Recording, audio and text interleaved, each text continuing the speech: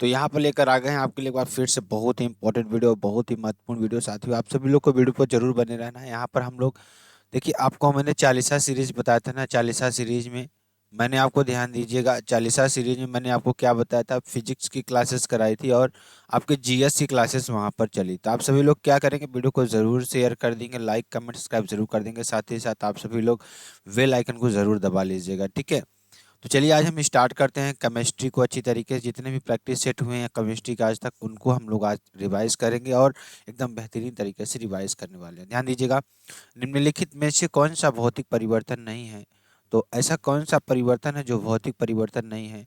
तो पदार्थों का किण्वन जो है ना, यह भौतिक परिवर्तन नहीं है, रासायनिक परिवर्तन है। ध्यान दीजिएगा और ध्यान दीजिएगा और ध्यान दीजिएगा, मतलब कौन सा भौतिक परिवर्तन नहीं है, तो पदार्थों का किण्वन, ठीक है।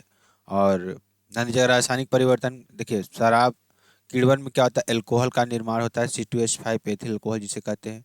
कवक ईस्ट जाइमेज एंजाइम की उपस्थिति में आपका होता है। और ये आपके लिए हो जाएगा। चलिए आगे चलते हैं, आगे देखिए आपके लिए बेहद इंपॉर्टेंट प्रश्न क्या है। भौतिक परिवर्तन में जैसे रासायनिक गुण नहीं बदलते हैं, जैसे रूप आकार अवस्था नहीं बदलती है, अवस्था बदलती है और नया पदार्थ नहीं बनता है, पुनः उस अवस्था में आ सकते हैं, ठीक है ना। कागज का फटना, कांच का टूटना, बर्फ से पानी, पानी से जलवाष्प का बनना, ठीक है। ये आपका हो जाएगा। चलिए आगे चलेंगे। इनमें से कौन सा रासायनिक परिवर्तन नहीं है, तो अम्लीकृत जल का वैद्युत अपघटन, ये रासायनिक परिवर्तन नहीं है, ठीक है। अगर रासायनिक परिवर्तन में ध्यान दीजिएगा, जैसे इसमें क्या होता है, नया पदार्थ बनता है, ठीक। और रासायनिक गुण बदलते हैं, प्रकाश ऊष्मा उत्पन्न हो सकती है, लकड़ी जलती है, ईंधन का जलना, रंग बदलना, लोहे में जंग लगना और स्वाद बदलना, ये सारे क्या है, भौतिक परिवर्तन आपके हो जाएंगे, ठीक है। आगे चलेंगे। इनमें से कौन सा एक रासायनिक परिवर्तन है, आपको ये बताना है। मक्खन का खट्टा होना, मक्खन का खट्टा होना क्या है, एक रासायनिक परिवर्तन है। भौतिक फिजिकल आपकी बात करेंगे, जैसे कि ऊर्ध्वपातन हो गया, संघनन हो गया, विक्षेपण हो गया, वाष्पीकरण हो गया, गलनांक हो गया, ठीक है। आपका ये हो जाएगा। आगे चलेंगे, आगे देखेंगे आपके लिए। और अगला क्वेश्चन आपके लिए बेहद इंपॉर्टेंट क्वेश्चन ये भी, और सभी क्वेश्चंस आपके लिए ना इम्पोर्टेंट है, ठीक है। तो एक आइस क्यूब पिघलना एक रासायनिक परिवर्तन नहीं है। एक आइस क्यूब पिघलना एक रासायनिक परिवर्तन नहीं है, ठीक है।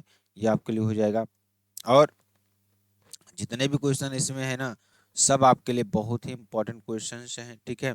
चलिए, उस प्रक्रिया का क्या नाम है जिसमें गैस सीधे ही ठोस अवस्था में सॉलिड में परिवर्तन हो जाती है। तो डिपोजिशन आपका हो जाएगा, ठीक है। डिपोजिशन आपका हो जाएगा।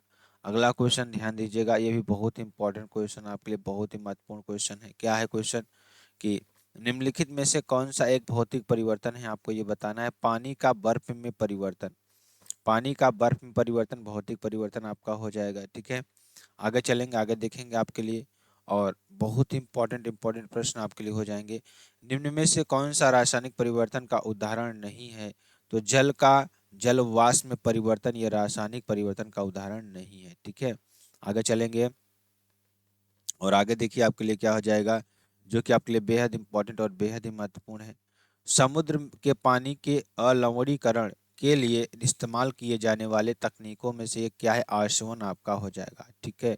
आशवन आपका हो जाएगा। चलिए आगे चलेंगे, अगला क्वेश्चन देखेंगे, जो कि आपके लिए बेहद इंपॉर्टेंट क्वेश्चन है। भौतिक परिवर्तन के 50 उदाहरण, जैसे आपके क्या हो जाएगा, पानी से बर्फ में बदलना, पानी का बर्फ का पानी में पिघलना, पानी का भाप में बदलना, ये सारे भौतिक परिवर्तन है। भाप का पानी में संघनन, ये भी है। नमक का पानी में घुलना, चीनी का पानी में घुलना, कांच का टूटना, कागज का फटना, रबड़ बैंड का खींचना या छोड़ना, धातु का पिघलना, मक्खन का पिघलना, मोमबत्ती का मोम पिघलना और गीले कपड़ों का सूखना, चाक टूटना, कंघी से कागज के टुकड़ों का चिपकना, लकड़ी को काटना, धातु के तार को मोड़ना, ठीक है। ये आपका हो जाएगा। 18 गुब्बारे में हवा भरना, कांच के टुकड़ों को जोड़ना, मिट्टी का गीला हो जाना और सूखना, बालों में को कंघी करना, मिट्टी के बर्तन का बनना, एल्यूमिनियम फॉयल को मोड़ना, धातु को पीट कर पतला बनाना, सिलाई से कपड़े का आकार बदलना, कोयले का चूर्ण बनाना, पत्थर को रेत में बदलना, तेल और पानी का मिश्रण बनाना, साबुन के बुलबुले बनाना, फूलों की पंखुड़ियों को अलग करना, रेत को छलनी से छानना, कांच को पॉलिश करना, पानी का ठंडा या गर्म होना, धातु के तार को लंबा बनाना, चावल को पानी में भिगोना, धातु पर चोट मारकर उसका आकार बदलना। ठीक है, आगे चलेंगे।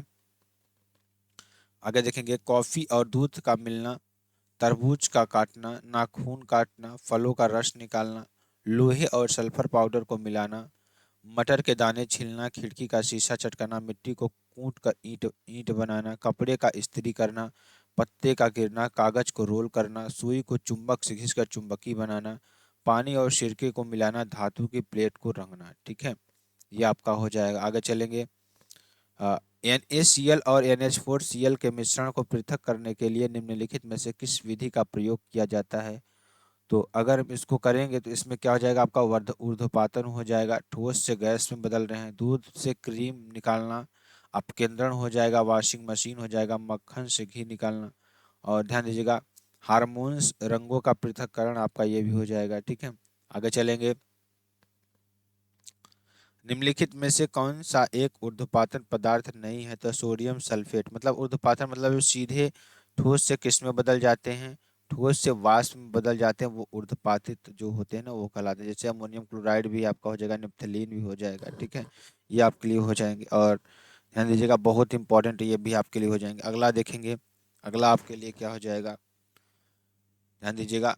निम्नलिखित में से किसका ऊर्ध्वपातन किया जा सकता है? तो अमोनिया क्लोराइड का ऊर्ध्वपातन किया जाता है, NH4Cl आपके लिए हो जाएगा। ठीक है, आगे चलेंगे, आगे देखेंगे आपके लिए रासायनिक परिवर्तन के 50 उदाहरण आपके, ध्यान दीजिएगा। दूध का दही में बदलना, लोहे पर जंग लगना, ये रासायनिक उदाहरण सब है। ठीक है, लकड़ी का जलना, मोमबत्ती का जलना, कागज का जलना, भोजन का पचाना, केले का पकना, फल का सड़ना, अंगूर से शराब बना, पेट्रोल का जलना, और चूने का पानी में मिलाने पर बुझा हुआ चूना बनना, चांदी को काला पड़ना, दाल में तड़का लगाना, पानी में बेकिंग सोडा डालना, हाइड्रोजन और ऑक्सीजन के पानी बनना, और कार्बन डाइऑक्साइड और पानी में कार्बोनिक एसिड बनना, मिट्टी के बर्तन को पकाना, बैटर का ब्रेड बनना। ठीक है, आगे चलेंगे। आगे देखिए, कच्चे अंडे को पकना, केले का काला पड़ना, तांबे पर हरा रंग लगना, सिल्वर ब्रोमाइड पर सूर्य का प्रकाश पड़ना, आतिशबाजी में रंगीन रोशनी का उत्पन्न होना, अम्ल और क्षार की प्रक्रिया से लवण बनना, लोहे और सल्फर का प्रतिक्रिया कर आयरन सल्फाइड बनाना, जले हुए कोयले से राख बनाना, उबालने पर अंडे का प्रोटीन जमना, ताजे सेब के कटने पर भूरे रंग का होना, भोजन का सड़ना, सिरका और बेकिंग सोडा मिलाने पर बुलबुले बनना, मैग्नीशियम रिबन जलने पर सफेद राख बनना, आपका ये हो जाएगा। ठीक है, आगे चलेंगे। पेट्रोल और डीजल का जलना, बिजली के बल्ब का टंगस्टन जलना, फूलों का रंग बदलना पीएच के कारण, स्टील के बर्तन पर जंग लगना, शराब का सिरके में बदलना, घाव पर हाइड्रोजन पेरोक्साइड डालने पर झाग बनाना, कागज पर हल्दी और साबुन का प्रभाव लाल रंग में बदलना, मिट्टी के दिए को जलाने पर रंग बदलना, नींबू के रस में बेकिंग सोडा जलना, अम्लीय वर्षा का मूर्तियों पर प्रभाव, किसी पदार्थ का ऑक्सीकरण होना, मिट्टी के बर्तन में पानी डालने से खुशबू आना। ठीक है, आपके लिए हो जाएगा। आगे चलेंगे। सिगरेट का जलना, डबल रोटी में फफूंदी लगना, मानव शरीर में श्वसन प्रक्रिया, लोहे और तांबे को गलाने की प्रक्रिया, दूध का फटना, गन्ने के रस को गुड़ बनना, सब्जियों का पकना आपका हो जाएगा। ठीक है, चलिए आगे चलेंगे, आगे देखेंगे आपके लिए बेहद इंपॉर्टेंट। जल शोधन में कौन सी प्रक्रिया का प्रयोग किया जाता है? तो जल शोधन में विपरीत परासरण प्रक्रिया का उपयोग किया जाता है। ठीक है, आगे चलेंगे। अगला क्वेश्चन देखेंगे आपके लिए क्या हो जाएगा। इनमें से कौन से जल को शुद्ध बनाने हेतु प्रयोग में लाया जाता है? तो रिवर्स परासरण आपका हो जाएगा। क्या हो जाएगा? रिवर्स परासरण आपका हो जाएगा। अगला क्वेश्चन, तरल अवस्था में गैसीय अवस्था में रूपांतरण को क्या कहा जाता है? तो वाष्पीकरण कहा जाता है। क्या कहा जाता है? वाष्पीकरण कहा जाता है। ठीक है, आगे चलेंगे, आगे देखेंगे आपके लिए क्या हो जाएगा। मध्यवर्ती तरल अवस्था से गुजरे बिना एक पदार्थ का ठोस अवस्था से गैस अवस्था में परिवर्तन क्या होता है? ऊर्ध्वपातन कहलाता है आपका। ठीक है, आगे चलेंगे, आगे देखेंगे आपके लिए। 150 ग्राम पानी में 50 ग्राम चीनी घोलकर बनाए विलयन में मास प्रतिशत के जरिए मास का सांद्रण 25% होगा। कितना होगा? 25% आपका होगा। ठीक है, आगे चलेंगे।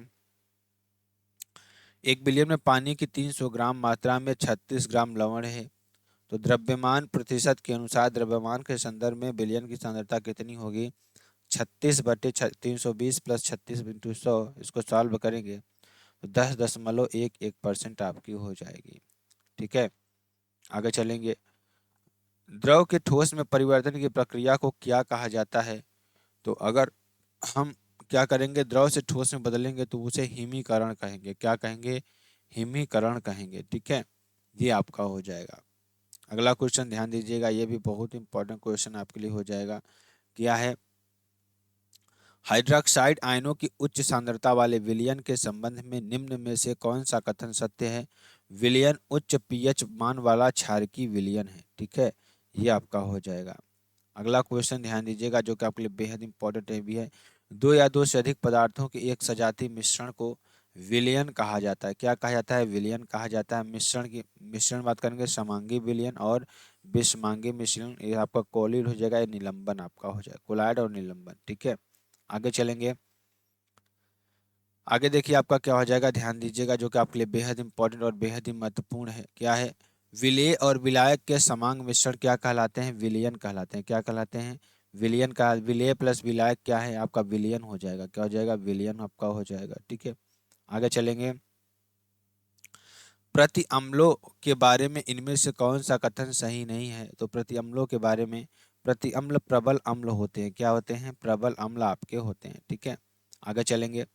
आगे देखिए आपका प्रश्न क्या हो जाएगा, जो कि आपके लिए बेहद इंपॉर्टेंट है। ध्यान दीजिएगा प्रश्न आपके लिए क्या है। और ये सारे जितने भी प्रश्न है ना, आपके लिए बहुत ही इंपॉर्टेंट है। ठीक है, बहुत ही इंपॉर्टेंट आपके लिए प्रश्न है। ठीक है, चलिए अगला प्रश्न देखिए आपके लिए क्या हो जाएगा। कॉपर सल्फेट का जलीय विलयन क्या होता है? कॉपर सल्फेट का जलीय विलयन लाल लिटमस को नीला कर देता है। याद कर लीजिएगा, कॉपर सल्फेट का जो जलीय विलयन होता है वो लाल लिटमस को क्या कर देता है? नीला कर देता है। क्या कर देता है? नीला कर देता है। ठीक है, आगे चलेंगे। आगे चलेंगे, जो कि आपके लिए बेहद इंपॉर्टेंट और बेहद ही महत्वपूर्ण प्रश्न आपके लिए हो जाएगा। क्या है प्रश्न? प्रबल अम्ल के संबंध में निम्नलिखित में से कौन सा कथन गलत है? ध्यान दीजिएगा। अम्ल देखिए, रासायनिक पदार्थ होते हैं जिनमें स्वाद नमकीन होता है। अम्ल वह रासायनिक पदार्थ होते हैं जिनमें स्वाद नमकीन होता नहीं। आपका ये हो जाएगा। सभी खनिज अम्ल अम्ल प्रबल अम्ल हैं, जीव पेड़ पौधे से प्राप्त न होता। ठीक है ना? ठीक, आपका ये भी सही हो जाएगा। प्रबल अम्ल अन्य पदार्थों जैसे कार्बोनेट और धातु हाइड्रोजन कार्बोनेट के साथ बहुत तेजी से अभिक्रिया करते हैं। ठीक, अगला देखिए। अगला खनिज अम्ल जो आपको होते हैं H2SO4 HNO3, अपवाद में HCl आपका हो जाएगा। ठीक है, चलिए आगे चलेंगे। आगे देखिए आपका क्या हो जाएगा, जो कि आपके लिए बेहद इंपॉर्टेंट और बेहद ही महत्वपूर्ण आपके लिए हो जाएगा। क्या है? ध्यान दीजिएगा। इनमें से कौन सा पदार्थ गैस्ट्रिक अम्ल के एक संगठन के रूप में पेट में नहीं स्रावित होता है? हाइड्रोक्लोरिक अम्ल आपका हो जाएगा। ठीक है, आगे चलेंगे। आगे देखेंगे, जो कि आपके लिए बेहद इंपॉर्टेंट है, बेहद ही महत्वपूर्ण प्रश्न। एक्वारेजिया सोने को घोल सकता है। एक्वारेजिया जो है ना, सोने को क्या कर सकता है? घोल सकता है। ठीक है, इसे क्या कहते हैं? शाही पानी कहते हैं। अम्लराज जिसे कहते हैं 3HCl HNO3 HCl HNO3 का मिश्रण होता है इसमें। ठीक है, आगे चलेंगे। आगे देखेंगे।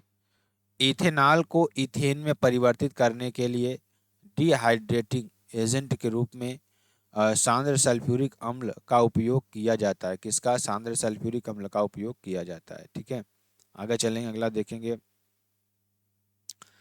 म्यूरिएटिक अम्ल का वैज्ञानिक नाम क्या है? हाइड्रोक्लोरिक अम्ल आपका हो जाएगा। क्या हो जाएगा? हाइड्रोक्लोरिक अम्ल आपका हो जाएगा। ठीक है, आगे चलेंगे। आगे देखिए, और बहुत ही सारे प्रश्न जो है ना आपके लिए बहुत ही इंपॉर्टेंट प्रश्न आपके लिए हो जाएंगे। ठीक है, चलिए। इनमें से कौन सा विलयन पीएच पेपर को नीला कर देता है? तो सोडियम हाइड्रोक्साइड आपका हो जाएगा। क्या हो जाएगा? सोडियम हाइड्रोक्साइड आपका हो जाएगा। ठीक है, आगे चलेंगे। आगे देखेंगे, जो कि आपके लिए बेहद इंपॉर्टेंट और बेहद ही महत्वपूर्ण है। बर्फ को पिघलाने के लिए निम्नलिखित में से किसका प्रयोग किया जाता है? तो नमक का प्रयोग किया जाता है। किसका? नमक का प्रयोग किया जाता है। जैसे स्नोफॉल NaCl आपका हो जाएगा। कास्टिक सोडा NaOH, नींबू संतरा मौसमी आपका, ये सारी चीजें हो जाएंगी। ठीक है, आगे चलेंगे। आगे देखिए आपके लिए क्या हो जाएगा, जो कि आपके लिए बेहद इंपॉर्टेंट है। ठीक है, आगे देखिए। तो यहाँ पर क्या हो जाएगा, जो कि आपके लिए बेहद इंपॉर्टेंट और बेहद ही महत्वपूर्ण आपके लिए हो जाएंगे। ध्यान दीजिएगा। अगला क्वेश्चन आपके लिए हो जाएगा। एक अम्ल और क्षार के बीच अभिक्रिया के परिणाम स्वरूप क्या उत्पन्न होता है? तो क्या होता है? लवण और जल उत्पन्न होता है। क्या होता है? लवण और जल आपका उत्पन्न होता है। ठीक है, आगे चलेंगे, आगे देखेंगे। साधारण नमक के विलयन के निर्माण के लिए सोडियम हाइड्रोक्साइड के साथ अभिक्रिया करता है तो हाइड्रोक्लोरिक अम्ल आपका बनता है। क्या बनता है? हाइड्रोक्लोरिक अम्ल आपका बनता है। ठीक है, आगे चलेंगे, अगला देखेंगे क्वेश्चन आपके लिए। क्वेश्चन क्या है कि ऑक्सीजन, आपको ध्यान दीजिएगा, यहाँ पर आपका अगला क्वेश्चन हो जाएगा। क्वेश्चन क्या है कि उस लवण का उदाहरण निम्न में से कौन सा है जिसके जलीय विलयन का पीएच मान 7 से कम होता है? क्या कह रहा है? उस लवण का उदाहरण निम्न में से कौन सा है जिसके जलीय विलयन का पीएच मान 7 से कम होता है? तो अमोनियम क्लोराइड आपका हो जाएगा, NH4Cl। ठीक है, प्रबल क्षार प्लस दुर्बल अम्ल सॉल्ट आपका निर्माण करता है जो कि स्ट्रॉन्ग बेस आपका होता है। ठीक है, वीक एसिड और वीक बेस आपका क्या? उदासीन आपका होता है, न्यूट्रल होता है। ठीक है, आगे चलेंगे, अगला क्वेश्चन। यदि किसी विलयन का पीएच 7 से बढ़कर 14 हो जाता है तो यह विलयन में OH माइनस आयन सांद्रण में वृद्धि को दर्शाता है। ठीक है, ये आपके लिए हो जाएगा जो कि आपके लिए बेहद इंपॉर्टेंट है। अगला क्वेश्चन। एक विलयन का पीएच 3 है, जब पीएच 6 तक परिवर्तित होता है तो H प्लस आयन की सांद्रता कितनी हो जाती है? 1000 गुना क्या हो जाती है? घट जाती है। कितना? 1000 गुना क्या होती है? घट जाती है। ठीक है, ये आप कर दीजिएगा। आगे चलेंगे, आगे देखेंगे, आपके लिए बहुत इंपॉर्टेंट, बहुत ही महत्वपूर्ण आपके लिए हो जाएगा। क्या हो जाएगा? ध्यान दीजिएगा। पीएच मान 10 घाते 14 10 घाते 11 हो गया। ठीक है, और अगला क्वेश्चन देखिएगा जो कि आपके लिए बेहद इंपॉर्टेंट है। एक विलयन लाल लिटमस को नीले लिटमस में परिवर्तित कर देता है, उसका पीएच कितना होगा? 10 होगा। उसका पीएच कितना हो जाएगा? 10 हो जाएगा। ठीक है, ये आप कर दीजिएगा। और पीएच स्केल किसी विलयन में हाइड्रोजन आयन सांद्रता को मापता है, इसमें पी का क्या अर्थ है? तो पी क्या होता है? पुंटेज होता है, जिसका जर्मन में अर्थ शक्ति या पावर आपका होता है। ठीक है, आगे चलेंगे। निम्नलिखित में से कौन सा अम्ल क्षारक सूचक नहीं है? तो स्टार्च पेपर आपका हो जाएगा। क्या हो जाएगा? स्टार्च पेपर आपका हो जाएगा। ठीक है, आगे चलेंगे, अगला क्वेश्चन देखेंगे जो कि आपके लिए बेहद इंपॉर्टेंट है। क्या है? निम्नलिखित में से कौन सा एक गंधीय सूचक है? तो लौंग आपका हो जाएगा। क्या हो जाएगा? लौंग आपका हो जाएगा। ठीक है, अगला क्वेश्चन देखेंगे जो कि आपके लिए बेहद इंपॉर्टेंट है। क्या है? जिन पदार्थों की गंध अम्लीय या क्षारीय माध्यम में बदल जाती है उन्हें क्या कहते हैं? घूर्ण सूचक कहते हैं। क्या कहते हैं? घूर्ण सूचक क्या कहते हैं? ऑल्फैक्टी। ठीक है, अगला क्वेश्चन ध्यान दीजिएगा जो कि आपके लिए बेहद इंपॉर्टेंट है। एल्यूमिनियम ऑक्साइड प्रकृति में उभयधर्मी है। क्या है? उभयधर्मी आपके होते हैं। क्या होते हैं? उभयधर्मी आपके होते हैं। ठीक है, अगला क्वेश्चन। उभयधर्मी प्रकृति का होता है, क्या होता है? ZNO आपका हो जाएगा। ZNO उभयधर्मी प्रकृति का होता है। ठीक, चलिए, अभी तक वैज्ञानिकों द्वारा पदार्थ की कितनी अवस्थाएं तय की गई है? तो 5 अवस्थाएं तय की गई हैं। पहला ठोस हो जाएगा, दूसरा द्रव, तीसरा गैस, चौथा प्लाज्मा, पांचवा क्या हो जाएगा? Bose Einstein concentrate. ठीक है ना, आपका हो जाएगा BEC जिसे कहते हैं। ठीक है, आगे चलेंगे, आगे देखेंगे अगला क्वेश्चन। नीचे दी गई आकृति में क्या अनुमान नहीं लगाया जा सकता? देखिए, सॉलिड, लिक्विड, गैस और प्लाज्मा। प्लाज्मा एक तरल पदार्थ है जो शरीर की सभी कोशिकाओं में मौजूद है। ठीक है ना, सभी कोशिकाओं में मौजूद है आपका। आगे चलेंगे, अगला क्वेश्चन देखिए। अ, ये आपका वही क्वेश्चन है, ऊपर वाला ही है। तो चलिए आगे देखते हैं। निम्नलिखित में से कौन सा कथन गलत है? तो पदार्थ के कण स्थिर अवस्था में रहते हैं, निरंतर गति करते रहे। गलत बात है ये। ठीक है, पदार्थ कण बहुत छोटे होते हैं। बिल्कुल सही बात है। पदार्थ के कण एक दूसरे को आकर्षित करते हैं। पदार्थ के कणों के बीच रिक्त स्थान होता है। ठीक है, ये आपका हो जाएगा। आगे देखेंगे।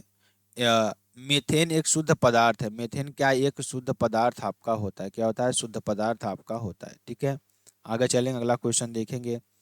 अगला क्वेश्चन, अगला क्वेश्चन जो कि आपके लिए बेहद इंपॉर्टेंट और बेहद ही महत्वपूर्ण क्वेश्चन है। ध्यान दीजिएगा सभी लोग अच्छी तरीके से। मेथेन CH4 की बात करेंगे। Methane marsh gas, BOIS biogas, CNG में, LNG में, गोबर गैस, दलदल में, धान के खेत में, नालों में, और प्राकृतिक अनुकूल ईंधन है, और जुगाली करने वाले पशुओं के पेट में भी आपकी बनती है मार्स गैस। ठीक है, अगला क्वेश्चन देखेंगे। कौन सा नियम कहता है कि रासायनिक अभिक्रिया में द्रव्यमान को न तो उत्पन्न किया जा सकता है और न ही नष्ट किया जा सकता है? द्रव्यमान संरक्षण का नियम आपका हो जाएगा। क्या हो जाएगा? द्रव्यमान संरक्षण का नियम आपका हो जाएगा। अगला क्वेश्चन ध्यान दीजिएगा जो कि आपके लिए बेहद इंपॉर्टेंट और बेहद ही महत्वपूर्ण क्वेश्चन ये भी है। और क्वेश्चन ध्यान दीजिएगा क्या है कि बहुत इंपॉर्टेंट क्वेश्चन आपके लिए हो जाएगा। क्वेश्चन क्या है ध्यान दीजिएगा आपके लिए। यहाँ पर सभी लोग क्या करेंगे, वीडियो को जरूर शेयर कर दीजिएगा। डाल्टन का सिद्धांत आधारित है, किस पर आधारित है आपका? रासायनिक संयोजन के नियम पर आधारित होता है। स्थिर अनुपात का नियम, द्रव्यमान संरक्षण का नियम, ठीक है ना। अगर डाल्टन ने 1800 ईस्वी में क्या दिया, ध्यान दीजिएगा, परमाणु सिद्धांत दिया था। उन्होंने कहा परमाणु अविभाज्य कण है, परमाणु अविनाशी कण है, एक तत्व के सभी परमाणु एक समान होते हैं, ठीक है ना। परमाणु विभाज्य हैं, इलेक्ट्रॉन प्रोटॉन और न्यूट्रॉन। परमाणु रिवाल्वर में भरी नाभिक मतलब रिएक्टर में भारी नाभिक का टूटना आपका हो जाएगा। और समस्थानिक का आइसोटोप में न्यूट्रॉन की संख्या को अलग करता है, ठीक है ना। ठीक है, डाल्टन कमी यही रही थी। आगे चलेंगे। थॉमसन के परमाणु मॉडल में हेतु निम्नलिखित में से कौन से कथन सत्य हैं? तो आपके ध्यान दीजिएगा, यह परमाणु में परमाणु द्रव्यमान को समान रूप से वितरित मानता है। परमाणु में धनावेश समान रूप में वितरित माना गया। धन आवेशित गोले में इलेक्ट्रॉनों का वितरण समान रूप में होता है। तो ये आपका हो जाएगा 1 2 3 आपका सही हो जाएगा, ठीक है। आगे चलेंगे, आगे देखिए आपका क्या हो जाएगा, क्या हो जाएगा ध्यान दीजिएगा, जो कि आपके लिए बेहद इंपॉर्टेंट और बेहद ही महत्वपूर्ण है। ध्यान दीजिएगा क्या हो जाएगा आपके लिए, जो कि आपके लिए बेहद इंपॉर्टेंट और बेहद ही महत्वपूर्ण आपके लिए हो जाएगा। देखिए थोड़ा पीडीएफ स्लो खुल रहे, तो आप लोग थोड़ा धैर्य रखिएगा। रदरफोर्ड के अल्फा कण प्रकीर्णन प्रयोग ने क्या दर्शाया कि परमाणु का अधिकांश स्थान रिक्त होता है, ठीक है ना। और क्या दर्शाया, नाभिक में परमाणु का द्रव्यमान और धन आवेश केंद्रित रहता है, ठीक है ना। आपका ये दोनों चीज दर्शाया, तो आपका सेकंड और फोर्थ आपका हो जाएगा आंसर, ठीक है। चलिए, रदरफोर्ड ने देखिए क्या किया, न्यूक्लियर मॉडल दिया, परमाणु मॉडल दिया। अल्फा कण यानी 1000 यानी इकाई दहाई सैकड़ा हजार 10,000 लाख 1 लाख 1 लाख क्या होते हैं, अ, होते हैं। और गोल्ड फॉइल धातु सोना, ठीक है ना। और 1911 में नाभिक की खोज की, पॉजिटिव चार्ज प्रोटॉन की खोज की, प्रोटॉन शब्द दिया, फादर ऑफ न्यूक्लियर फिजिक्स हैं। और खोज अल्फा किरणें बीटा किरणें। अल्फा किरणें में देखिए 2 प्रोटॉन होते हैं, 2 न्यूट्रॉन होते हैं, जैसे हीलियम आपका हो जाएगा। अल्फा कण का द्रव्यमान He के बराबर आपका हो जाएगा, ठीक है। आगे चलेंगे। स्वर्ण रदरफोर्ड परमाणु मॉडल में अल्फा कण क्या हो जाते हैं, रदरफोर्ड परमाणु मॉडल में अल्फा कण स्वर्ण पर प्रक्षेपित किए जाते हैं, मतलब स्वर्ण पर प्रक्षेपित किए जाते हैं, ठीक है। आगे चलेंगे, आगे देखेंगे। किसी परमाणु के कोश में समायोजित किए जा सकने वाले अधिकतम इलेक्ट्रॉनों की संख्या कितनी होती है? 2 होती है। कितनी होती है? 2 होती है आपके, ठीक है। आगे चलेंगे, आगे देखेंगे आपके लिए क्या हो जाएगा। किसी एक सेल में समायोजित किए जा सकने वाले इलेक्ट्रॉनों की अधिकतम संख्या किस सूत्र पर निर्भर करती है? 2n² पर निर्भर करती है।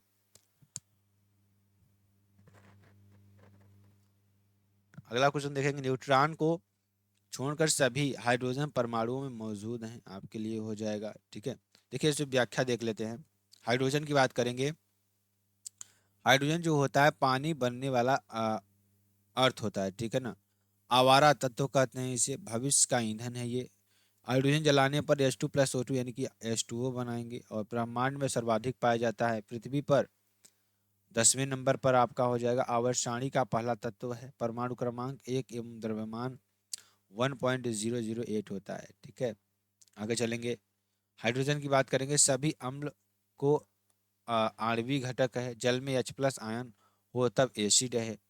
2Na+HCl क्रिया करके Na+NaCl+H2 आपका हाइड्रोजन गैस का निर्माण करता है। वनस्पति घी, डालडा जो घी का निर्माण हाइड्रोजन गैस का प्रयोग करके किया जाता है। हाइड्रोजनीकरण प्रोटियम ड्यूटीरियम ट्राइटियम आपके लिए होते हैं, ठीक है ना। इसके आइसोटोप्स होते हैं समस्थानिक।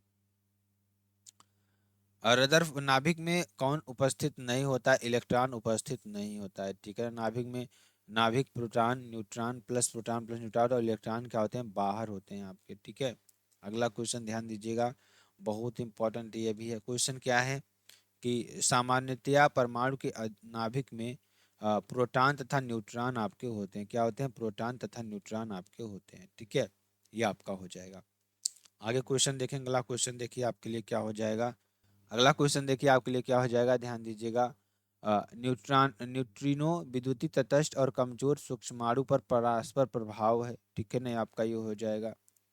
अगला क्वेश्चन जो कि आपके लिए बेहद इंपॉर्टेंट है, बोर के एटम के मॉडल की अभिधारणा के अनुसार क्या होता है जब एक इलेक्ट्रॉन ऊर्जा के फोटॉन को अवशोषित करता है? तो इनमें से कोई नहीं आपका, मतलब यह एक ही कक्षा में रहता है लेकिन तेजी से दोलन करता है नहीं, यह प्रकाश ऊर्जा उत्सर्जित करता है नहीं, यह भीतरी कक्षा में जाता है नहीं, आपका ये हो जाएगा। ठीक है, अगला क्वेश्चन देखेंगे जो कि आपके लिए बेहद इंपॉर्टेंट और बेहद ही महत्वपूर्ण है। हाइड्रोजन अणु का नाभिक किससे बना होता है? तो केवल प्रोटॉन से बना होता है। किससे बना होता है? केवल प्रोटॉन से बना होता है। ठीक है, आगे चलेंगे। अगला देखिए, पोटेशियम की परमाणु संख्या 19 है और इसकी द्रव्यमान संख्या 39 है। इसके परमाणु में न्यूट्रॉनों की संख्या कितनी होगी? तो 20 आपका हो जाएगा। कितना? 20 आपका हो जाएगा। ठीक है, आगे चलेंगे। पदार्थ देखिए, ध्यान दीजिएगा, बोस आइंस्टीन घनीभूत पदार्थ की उन अवस्थाओं में से एक है जो बहुत ही कम घनत्व वाली गैस को अत्यंत कम तापमान के तहत ठंडा करके प्राप्त होती है। ठीक है, ये आपका हो जाएगा। अगला देखेंगे एक यदि एक तत्व के एक परमाणु के नाभिक में 11 प्रोटॉन और 12 न्यूट्रॉन होते हैं, तत्व की द्रव्यमान संख्या कितनी हो जाएगी? 23 हो जाएगी। ठीक है, अगला क्वेश्चन देखिएगा जो कि आपके लिए बेहद इंपॉर्टेंट, NH4 का होल ट्वाइस SO4 के एक अणु में कितने परमाणु होते हैं? 15 परमाणु आपके होते हैं। H2SO4 के 7 परमाणु, CO2 के 3 परमाणु और HCl के 2 परमाणु आपके हो जाएंगे। ठीक है, आगे चलेंगे। आगे देखिए, यदि एल्यूमिनियम की संयोजकता 3 और ऑक्सीजन की 2 है तो एल्यूमिनियम ऑक्साइड का रासायनिक सूत्र क्या हो जाएगा? Al2O3 आपका हो जाएगा। क्या हो जाएगा? Al2O3 आपका हो जाएगा। ठीक, चलिए आगे चलेंगे। आगे देखेंगे, अमोनिया में नाइट्रोजन की संयोजकता कितनी होती है? तो 3 होती है। कितनी होती है? 3 आपका होता है। ठीक है, अगला क्वेश्चन जो कि आपके लिए बेहद इंपॉर्टेंट, तत्व यक्ष चतुसंयोजक और तत्ववाई द्विसंयोजक है, इन दो तत्वों द्वारा बना यौगिक क्या होता है? यक्ष वाई टू आपका हो जाएगा। क्या हो जाएगा? यक्ष वाई टू आपका हो जाएगा। ठीक है, अगला क्वेश्चन देखेंगे जो कि आपके लिए बेहद इंपॉर्टेंट है। क्या है?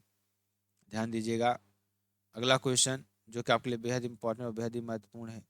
वैकेलाइट होता है एक, क्या होता है? रोधक या इंसुलेटर होता है। क्या होता है? इंसुलेटर होता है। ठीक है, वैकेलाइट। आगे चलेंगे। पॉलीथीन बहुप्रयोग प्लास्टिक की पानी की बोतलों अ, बहुप्रयोग प्लास्टिक की पानी की बोतलें पॉलीथीन की बनी होती हैं। किसकी? पॉलीथीन की बनी होती हैं। ठीक है, ये आप याद कर लीजिएगा। ना चिपकने वाले बर्तन पर किसका लेप लगा होता है? टेफ्लॉन का लगा होता है लेप। किसका? टेफ्लॉन का लगा होता है लेप। ठीक है, अगला क्वेश्चन, पहला मानव निर्मित संश्लेषित रेशा नायलॉन होता है। क्या होता है? नायलॉन आपका होता है। ठीक है ना, ये आपके लिए हो जाएगा जो कि आपके लिए बेहद इंपॉर्टेंट है। क्या है? ध्यान दीजिएगा, साबुन लंबी श्रृंखला वाले कार्बोक्सिलिक अम्ल होते हैं। क्या होते हैं? कार्बोक्सिलिक अम्ल आपके होते हैं। ठीक है, ये आपके लिए हो जाएगा। ठीक है, अगला देखेंगे। अगला क्वेश्चन देखिए आपके लिए क्या हो जाएगा। अगला क्वेश्चन, साबुन का उत्पादन होता है ग्लिसरॉल के साथ क्षार की क्रिया के साथ होता है। ठीक है ना, आपका ये हो जाएगा जो कि आपके लिए बेहद इंपॉर्टेंट है। अगला क्वेश्चन ध्यान दीजिएगा, अगला क्वेश्चन आपके लिए जो कि आपके लिए बेहद इंपॉर्टेंट और बेहद ही महत्वपूर्ण क्वेश्चन है। क्वेश्चन क्या है? ध्यान दीजिएगा, अ, निम्नलिखित में से कौन सा साबुन का एक सा उत्पाद है? तो ब्यूटेन आपका हो जाएगा। ब्यूटेन लाइटर में प्रयोग, ज्वलनशील गैस होती है, C4H10 होता है, LPG में आपका हो जाएगा। ठीक है, अगला क्वेश्चन देखिए। अगला क्वेश्चन क्या हो जाएगा, साबुन में एंटीसेप्टिक गुण निम्नलिखित मिश्रणों में से एक के कारण पाया जाता है? विथियोनॉल के कारण। किसके कारण? विथियोनॉल के कारण पाया जाता है। ठीक है, अगला क्वेश्चन देखेंगे जो कि आपके लिए बेहद इंपॉर्टेंट है और बेहद ही महत्वपूर्ण है। क्वेश्चन क्या है, किस उद्योग में कच्चे माल के रूप में चूने चूने के पत्थर का उपयोग किया जाता है? तो सीमेंट में आपका हो जाएगा। सीमेंट में। ठीक है, अगला क्वेश्चन, और जितने भी क्वेश्चन आपके कराए गए हैं सारे प्रैक्टिस सेट के क्वेश्चन आपके लिए। कांच का सबसे महत्वपूर्ण घटक क्वार्टज होता है। रेत एवं ग्रेनाइट का मिश्रण होता है। अब अभ्रक का अयस्क होता है आपका। ठीक है, आगे चलेंगे। आगे देखेंगे आपके लिए, डायनामाइट का आविष्कार किसने किया? तो अल्फ्रेड नोबल ने किया था। किसने किया था? अल्फ्रेड नोबल ने किया था। ठीक है, डायनामाइट का उपयोग। आगे चलेंगे, आगे देखेंगे आपके लिए, आरडीएक्स क्या है? आरडीएक्स क्या होता है आपके लिए? आरडीएक्स आपके लिए क्या है? ध्यान दीजिएगा। कीटनाशकों के उत्पादन प्रयुक्त रसायन नहीं, रक्तचाप मापने का यंत्र नहीं, विद्युत धारा मापने का यंत्र। आरडीएक्स क्या होता है? एक विस्फोटक होता है। क्या होता है? एक विस्फोटक होता है। ठीक है, आगे चलेंगे। अगला क्वेश्चन देखेंगे जो कि आपके लिए बेहद इंपॉर्टेंट है। आतिशबाजी में अलग अलग रंग का धात्विक लवणों के से निकलते हैं, जिनमें में से कौन सा धात्विक लवण आतिशबाजी में हरे रंग की उत्पत्ति के लिए जिम्मेदार है? तो बेरियम आपका हो जाएगा। क्या हो जाएगा? बेरियम आपका हो जाएगा, बेरियम। ठीक है, अगला देखेंगे। आलू के चिप्स को तलने पर ऑक्सीडेशन के कारण तेल के बासी होने से रोकने के लिए चिप्स से लिफाफों को किस गैस में भरा जाता है? तो नाइट्रोजन गैस को भरा जाता है। वायुमंडल में 78% अज्वलनशील है। घिप्स बाद खाद्य पदार्थ चिप्स आपके लिए हो जाएंगे, और ऑक्सीडेशन ऑक्सीकरण को रोकता है। ठीक है, आगे चलेंगे। आगे आपके लिए ध्यान दीजिएगा। जब अग्निशामक की नोब को डुबाया जाता है, अग्निशामक की नोब को डुबाया दबाया जाता है, तो कार्बन डाइऑक्साइड गैस का उत्पादन करने के लिए सल्फ्यूरिक अम्ल सोडियम हाइड्रोजन कार्बोनेट में मिल जाता है। ठीक है ना, आपका हो जाएगा। अगला क्वेश्चन। निम्नलिखित में से किस जीवाश्म ईंधन में ब्यूटेन इसका मुख्य घटक है? तो एलपीजी का आपका हो जाएगा। किसका? एलपीजी का। ठीक है, अगला क्वेश्चन ध्यान दीजिएगा जो कि आपके लिए बेहद इंपॉर्टेंट क्वेश्चन ये भी है। निम्नलिखित में से कौन सा बायोमास ऊर्जा का एक स्रोत नहीं है? तो परमाणु ऊर्जा आपका हो जाएगा। क्या हो जाएगा? परमाणु ऊर्जा। यूरेनियम, प्लूटोनियम, थोरियम और काड़ेनी आपका हो जाएगा। ठीक है, अगला क्वेश्चन ध्यान दीजिएगा। अगला क्वेश्चन जो कि आपके लिए बेहद इंपॉर्टेंट क्वेश्चन ये भी है। क्या है क्वेश्चन? कार्बन और नमी की मात्रा के आधार पर कोयले की उच्चतम और निम्नतम गुणवत्ता वाली किस्में क्रमशः कौन सी हैं? एंथ्रेसाइड और लिग्नाइट आपका हो जाएगा। क्या हो जाएगा? एंथ्रेसाइड और लिग्नाइट आपका हो जाएगा। ठीक है, अगला क्वेश्चन। अगला क्वेश्चन देखेंगे जो कि आपके लिए क्या हो जाएगा। दलदल एवं धान के खेतों में इनमें से कौन सी गैस उत्सर्जित होती है? तो मेथेन गैस आपका हो जाएगा। CH4 marsh gas, CNG compressed gas, प्रकृति अनुकूलन ईंधन एलपीजी लिक्विफाइड, दलदल से दालों में और कोयला खानदान में जुगाली करने वाले पशु धान के खेत में गोबर गैस आपका हो जाएगा। ठीक है, अगला क्वेश्चन देखिए आपके लिए क्या हो जाएगा। एलपीजी का मुख्य घटक क्या है? ब्यूटेन आपका हो जाएगा। क्या हो जाएगा? ब्यूटेन आपका हो जाएगा। ठीक है, एलपीजी का मुख्य घटक क्या हो जाएगा? ब्यूटेन आपका हो जाएगा। क्या हो जाएगा? ब्यूटेन। ठीक है, अगला क्वेश्चन जो कि आपके लिए बेहद इंपॉर्टेंट और बेहद ही महत्वपूर्ण क्वेश्चन है। क्वेश्चन क्या है? क्रायोजेनिक इंजन में ईंधन के रूप में इनमें से किसका उपयोग किया जाता है? ठीक है ना, आपको बताना है। तो किसका? तरल ऑक्सीजन और तरल हाइड्रोजन का उपयोग किया जाता है। ठीक है, ये आपके लिए हो जाएगा।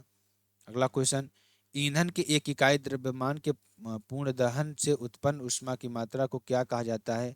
ईंधन का ऊष्मीय मान कहा जाता है। क्या कहा जाता है? ईंधन का ऊष्मीय मान कहा जाता है। ठीक है, ये आपके लिए हो जाएगा। आयरन का हीटिंग एलिमेंट बनाने के लिए निम्नलिखित में से किस पदार्थ का उपयोग किया जाता है? नाइक्रोम का उपयोग किया जाता है। किसका? नाइक्रोम का उपयोग किया जाता है। ठीक है, चलिए आगे चलेंगे। नाइक्रोम में क्या? निकिल 55 से 60%, क्रोमियम 20%, आयरन 20 से 25%। इलेक्ट्रॉनिक हीटर एवं इलेक्ट्रॉनिक आयरन का तार बनाने में। ठीक है, आपका ये हो जाएगा। अगला क्वेश्चन ध्यान दीजिएगा जो कि आपके लिए बेहद इंपॉर्टेंट और बेहद ही महत्वपूर्ण है। तांबा और तांबा, कांसा और टिन मिश्र धातु हैं। क्या है? एक मिश्र धातु आपके हो जाएंगे। ठीक है, अगला क्वेश्चन ध्यान दीजिएगा। अगला क्वेश्चन। मिश्र धातु की बात करें। कांस्य मानव द्वारा निर्मित प्रथम मिश्र धातु है। तांबा 88%, टिन 12%, मूर्तियां सिक्के बर्तन के निर्माण में। ठीक है, आपका ये हो जाएगा। अगला क्वेश्चन ध्यान दीजिएगा। अ, स्थायी चुंबक बनाने के लिए प्रयोग की जाने वाली मिश्र धातु एल्कीनो आपका हो जाएगा। क्या हो जाएगा? एल्कीनो। एल निको आपका हो जाएगा। क्या हो जाएगा? एल निको आपका हो जाएगा। ठीक, अगला क्वेश्चन देखेंगे। अगला क्वेश्चन आपके लिए क्या हो जाएगा। पीतल इनमें से किसका मिश्रण है? आपको ये बताना। 30% जस्ता और 70% तांबा का मिश्रण आपका हो जाएगा। ठीक है, चलिए आगे चलेंगे। अगला क्वेश्चन देखेंगे और पीतल की बात करेंगे तो इसमें तांबा 70% होता है, जिंक 30% होता है, बैंड बाजा, घंटियां, बर्तन, मूर्तियों के निर्माण में कॉपर 70% और 30% आपका इसमें होता है। आगे चलेंगे, अगला क्वेश्चन देखेंगे। सीसा और टिन की मिश्र धातु को सोल्डर कहा जाता है। क्या कहता है? सोल्डर कहा जाता है। ठीक है, ये आपके लिए हो जाएगा। आगे चलेंगे। सोल्डर टांका को घटक क्या कहते हैं? पीबी प्लस एशियन आपका हो जाएगा, पीबी प्लस एशियन। ठीक है, आगे चलेंगे, आगे देखेंगे। असंगत युग्म का पता लगाएं, तो यहाँ पर मैग्नीशियम व रजत स्टेनलेस स्टील आपका हो जाएगा, क्या हो जाएगा? स्टेनलेस स्टील आपका हो जाएगा। ठीक है, आगे चलेंगे। किसी मिश्र धातु की एक धातु यदि मरकरी है तो वह धातु कहलाएगी अमलगम कहलाएगी, क्या कहलाएगी? अमलगम कहलाएगी। ठीक है, अगला क्वेश्चन देखेंगे जो कि आपके लिए बेहद इंपॉर्टेंट है। कांस्टेंटन यानी सीयू और निकिल धातुओं को मिश्रित करके बनाया जाता है। ठीक है, आपका ये हो जाएगा। अगला क्वेश्चन देखेंगे। अगला क्वेश्चन ध्यान दीजिएगा। उच्च तापमान प्राप्त करने के लिए इलेक्ट्रिक तापन उपकरणों में सामान्यतः एलॉय का प्रयोग किया जाता है। किसका? एलॉय का प्रयोग किया जाता है। ठीक है, आगे चलेंगे, आगे देखेंगे आपके लिए क्या हो जाएगा। सोने को तांबे के साथ सोने को कठोर बनाने के लिए मिश्रित किया जाता है। ठीक है, अगला क्वेश्चन। निम्नलिखित में से कौन सा एल्यूमिनियम का अयस्क है? तो बॉक्साइड आपका हो जाएगा, क्या हो जाएगा? बॉक्साइड आपका हो जाएगा। ठीक है, अगला क्वेश्चन ध्यान दीजिएगा जो कि आपके लिए बेहद इंपॉर्टेंट और बेहद ही महत्वपूर्ण आपके लिए हो जाएगा। क्या है क्वेश्चन? ध्यान दीजिएगा जो कि आपके लिए बेहद इंपॉर्टेंट है। क्वेश्चन क्या है? तो यहाँ पर आप देख सकते हैं अच्छी तरीके से क्वेश्चन क्या है, ध्यान दीजिएगा। निम्न में से कौन सा लेड का अयस्क है? तो लेड का अयस्क कौन सा हो जाएगा आपका? गैलीना लेड का अयस्क आपका हो जाएगा। ठीक है, अगला क्वेश्चन। अभ्रक का देखिए, अभ्रक का पर्सकोआइट आपका हो जाएगा, बायोटाइट हो जाएगा, पैगमाइट हो जाएगा। तांबा का कापर ग्लांस, कापर पायराइट। लोहे का limonite, chalcopyrite, iron pyrite, hematite, magnetite, zincite आपका हो जाएगा। ठीक है, आगे चलेंगे। आगे देखिए आपका क्या हो जाएगा। सल्फाइड के अयस्कों को अतिरिक्त वायु की उपस्थिति में अत्यधिक गर्म करके ऑक्साइड में परिवर्तित किया जाता है। यह प्रक्रिया भर्जन कहलाती है, क्या कहलाती है? भर्जन कहलाती है। ठीक है, चलिए आगे चलेंगे। धातुओं के संबंध में निम्न में से कौन सा कथन गलत है? तो सभी धातु पारे को छोड़कर तरल में आपकी हो जाती है। तो ये आपका क्या हो जाएगा? मतलब आपका 1 से लेकर 4 तक के, मतलब 5 तक का जो भी आपका प्रैक्टिस सेट है उसका संपूर्ण आपका सोल्यूशन हो जाएगा। तो आप सभी लोग वीडियो को जरूर शेयर करिएगा, लाइक कमेंट जरूर कर दीजिएगा। फिर मिलते हैं नेक्स्ट वीडियो में नए टॉपिक के साथ। तब तक के लिए साथियों, जय हिंद, जय भारत।